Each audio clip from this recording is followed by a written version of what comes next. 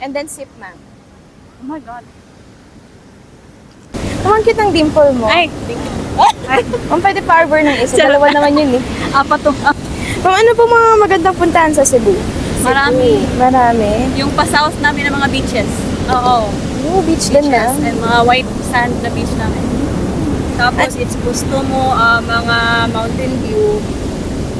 Is Marami. in downtown, tapos sa Busay, yung Busay. Yung Busay namin. Busay? Makikita mo, top of Cebu. Mountain view. Ano yun, ma'am? Parang highest peak of Cebu?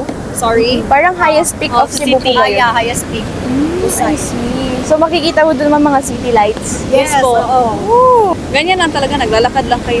Yes po, ma'am. Bali yung main concept po talaga namin is yung coffee po yung lumalapit sa mga tao. Ay, lumapit ka na. Opo, ma'am. Ano siya, ma'am? VIP treatment. Di mo na kailangan mag-move sa spot mo.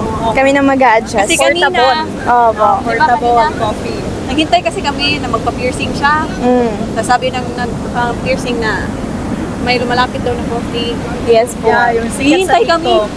Ma'am, isagad mo, ma'am. Oo, isagad mo. Isagad mo, ma'am. And then, stir po. Paikot-ikutin mo siya, ma'am. Wala, pinaikot. Kagaya ng pagpapaikot niya. Charot. Yes.